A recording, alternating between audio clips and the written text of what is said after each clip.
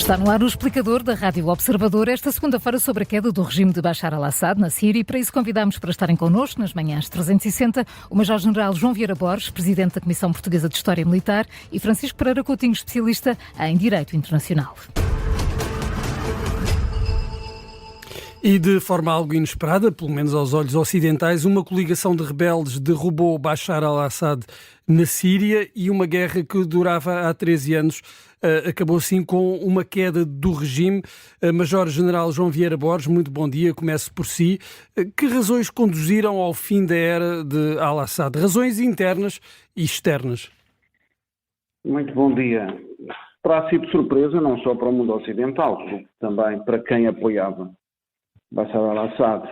Razões internas já vêm desde o início da Guerra Civil, e um assumir que efetivamente estavam cada vez mais isolados, e sobretudo em função daquilo que, na minha perspectiva, deve ter sido, ainda não temos dados, digamos, a união de uma série de organizações que faziam parte e com tipos de apoios diferentes, e portanto devem-se ter unido, digamos, a esta Organização de Libertação do Levante.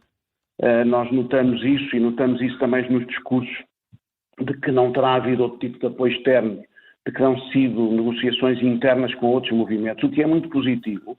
Esse é um aspecto positivo para aquilo que vem a seguir. Não vai acontecer o mesmo que aconteceu no Irão, ou na Líbia, ou no Iraque, ou no Afeganistão. Razões externas, na minha perspectiva, já foram anunciadas, inclusive pelo Presidente dos Estados Unidos e pelo próximo Presidente, tem a ver exatamente com o facto da Rússia, do Irão, do Hezbollah, sobretudo, também a Coreia do Norte, estarem empenhados, digamos, noutros teatros de operações e não poderem dar o apoio, digamos, a Bashar al-Assad que foram dando. Foram segurando o regime, só que têm outras prioridades neste momento, e a pouco foi ficando isolado o regime, e essa é uma das razões principais, associada às razões internas, que terá levado a que em 11 dias conquistassem Damasco, depois de tantos anos de guerra entre 2011 e 2020 em que não conseguiram. Francisco Pereira Coutinho, muito bem-vindo também a este explicador. Faço-lhe a mesma pergunta: quais as razões que conduziram ao fim da era de Bashar al-Assad na Síria, e se é surpreendente, de alguma forma, a rapidez com que tudo isto aconteceu?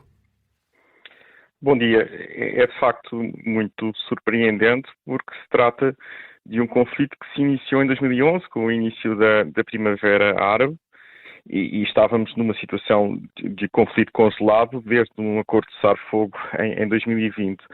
E é especialmente surpreendente porque as discussões que tivemos nos últimos anos diziam respeito ao possível reconhecimento da vitória de Bashar al-Assad na Guerra Civil síria. Havia inclusivamente discussões com governos ocidentais.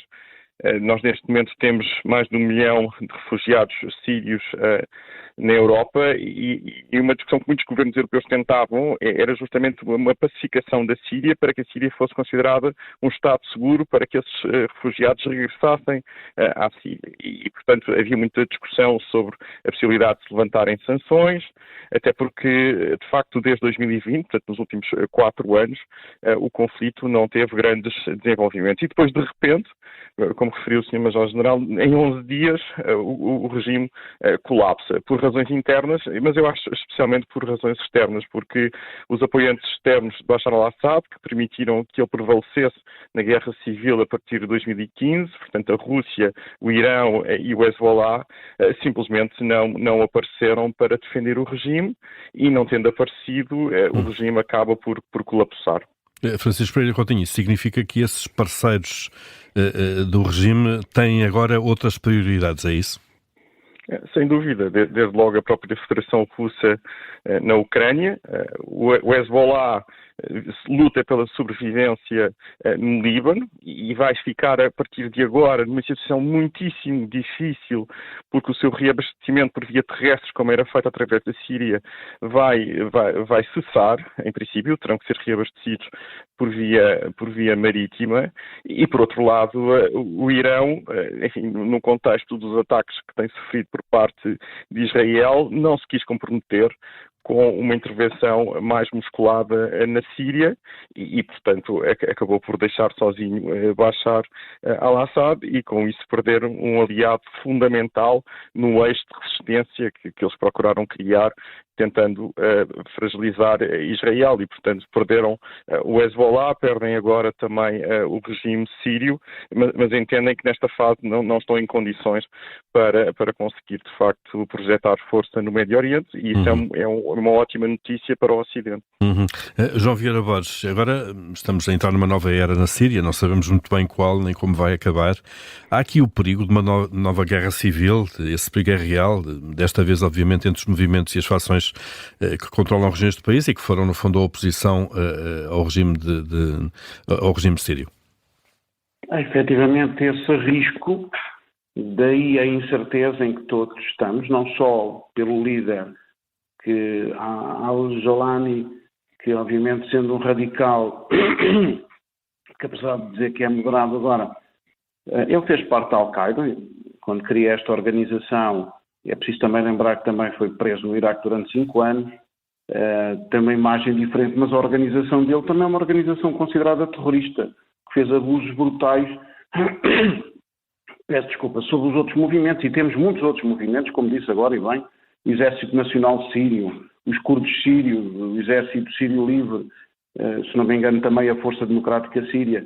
Ele diz que conseguiu unir alguns desses movimentos, até porque mesmo alguns, era o caso do Exército Nacional Sírio, era que tínhamos mais dados relativamente à libertação nacional, com grupos que queriam inclusivamente implantar a lei Sharia, tipo Afeganistão. Mas até agora tinha um inimigo comum, de alguma forma, não é? Que os unia.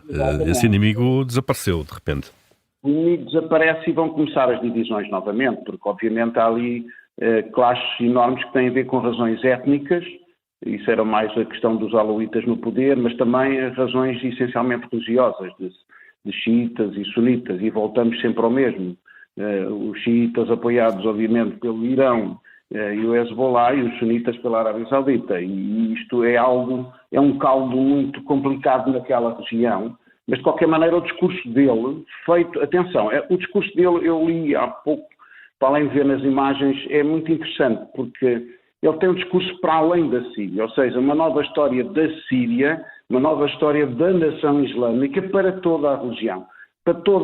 E faz o discurso numa mesquita que é considerada, na prática, a quarta mais importante, depois de Meca, Medina e Jerusalém. Isto tem muito significado, o discurso foi muito moderado, se nós olharmos para discursos, tomadas de poder, de senhores da guerra, na prática que eram, e ele também é, foram muito diferentes noutros movimentos revolucionários islâmicos.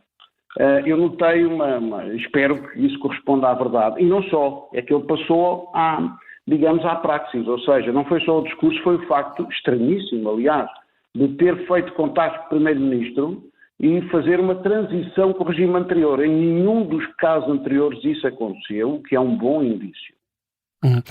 Francisco Pereira Coutinho, à partida, quem é que ganha no contexto internacional com esta mudança?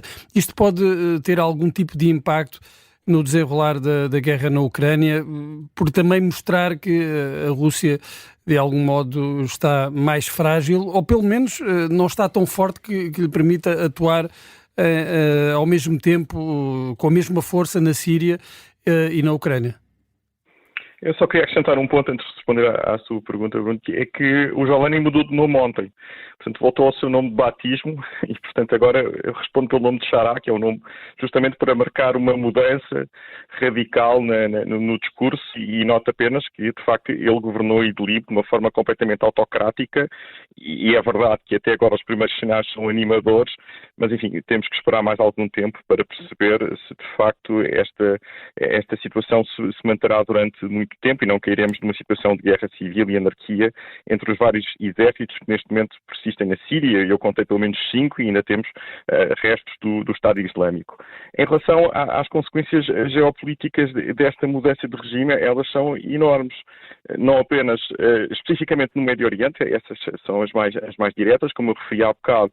Isto vai ter um efeito claro sobre o processo político no Líbano. que estava bloqueado pelo Hezbollah, que vai ficar numa situação ainda mais fragilizada. Vamos ter a tomada de posse de Donald Trump no dia 20 de janeiro e pressão redobrada sobre o Irão, que deixa de ter aqui um aliado. E, por outro lado, e essa era a sua pergunta, isto tem um impacto enorme sobre a reputação da Federação Russa. A Federação Russa procurava, a partir da Síria, projetar poder para várias geografias no globo, inclusivamente em África e no Mediterrâneo, e perde aqui um aliado e deixa cair um aliado. E recebe no seu território Bashar al-Assad, a quem concederam asilo. E mostra também enorme debilidade militar, porque, de facto, não mostrou capacidade para apoiar o regime de Bashar al-Assad, tendo, neste momento, na Síria, uma base naval e várias bases aéreas, das quais poderia utilizar se tivesse equipamento que aparentemente não tem. E, portanto, muito claramente, isso já se percebeu também na Ucrânia e, recentemente, com o envio de soldados norte-coreanos, a Federação Russa dá todos os sinais de um enorme desgaste numa guerra de atrição que está envolvida com a Ucrânia. É evidente que a Ucrânia também o dá e, portanto, neste momento os dois beligerantes estão numa situação difícil, mas os sinais que resultam justamente da queda da Síria para a Federação Russa não são nada positivos. Major-General João Vieira Borges, e o que é que se pode esperar da União Europeia, dos Estados Unidos, em relação ao posicionamento com esta nova realidade na Síria? O posicionamento é cauteloso, como já vimos, em primeiro lugar de regozijo de todas as partes, no sentido em que é uma ditadura brutal que ao longo de 50 anos, consideramos também o pai, dominou um país importantíssimo em termos geopolíticos, como é fácil de perceber, pelas fronteiras que tem com vários países e, portanto, esse é de regozijo. Agora também passa a ser de preocupação relativamente àquilo que vai acontecer. Isso, obviamente, vamos hoje ouvir também no Conselho de Segurança das Nações Unidas essa preocupação de todas as partes. O facto da Rússia, do Irão e do Hezbollah estarem na situação em que estão, neste momento facilita, em termos de Nações Unidas, todo o trabalho no sentido de apoio ou de viragem de posicionamento relativamente a um movimento que era um movimento terrorista e que poderá deixar de o ser, em função daquilo que o Dr. Francisco Pereira Coutinho até já referiu. E, portanto, agora há aqui um outro ator que ainda não falámos, que é um ator importantíssimo naquela região, que se chama Turquia, e Erdogan em particular. E, portanto, a relação da Turquia, porque faz fronteira, e porque tem ali atores muito complicados, em primeiro lugar, os curdos, em segundo lugar, com quem luta, obviamente, desde o início desta guerra. E, por outro lado, o facto de ter internamente milhões, eu já ouvi aqui vários números, 3 milhões e meio, 7 milhões, já ouvi vários números, mas são vários milhões de sírios no seu território, que interessa que, obviamente, voltem à Síria, para não causar instabilidade no seu próprio território. Acho que é muito importante. O acompanhamento da Síria, deste processo, começa, obviamente, já vamos ver, por este governo de transição ter o menor número de representantes dos curdos sírios. Ou então com algum acordo com contrapartidas. Portanto, é também outro ator que poderá controlar em parte, digamos, a evolução da própria situação, tendo em conta que apoia o Estado Islâmico, ou franjas de Estado Islâmico.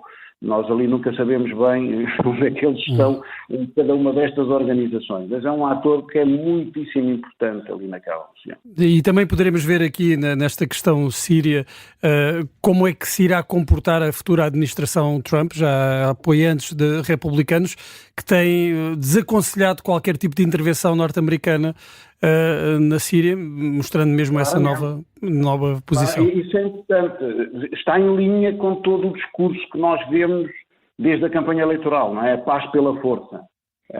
E nesse sentido foram coerentes. As primeiras declarações de Trump e de todos os republicanos relativamente a este conflito foram muito mais moderadas do que Biden. Biden, obviamente, teve o regozijo, mas logo a seguir deu ordem para a destruição de determinado tipo de objetivos no interior da própria Síria, designadamente aqueles que tinham armas químicas e outro tipo de armamento. E, portanto, enquanto que os republicanos e inclusive Trump chamaram a atenção de que era importante não haver intervenção, não criar mais digamos, mais um teatro de operações para os Estados Unidos.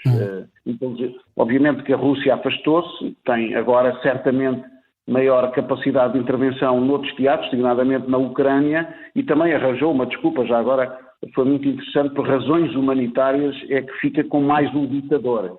Fica com mais um ditador por razões humanitárias. Mas obviamente isso também é uma linguagem interessante para os seus aliados. Sabem que têm sempre na Rússia um lugar especial, independentemente de fazerem as melhores atrocidades no mundo. Portanto, isso é uma questão importante em termos de lealdade para com aqueles a quem apoia. Major-General João Vieira Borges, Francisco Pereira Coutinho, muito obrigado pela vossa participação neste explicador. Um bom dia e uma boa semana. Bom dia. Bom dia.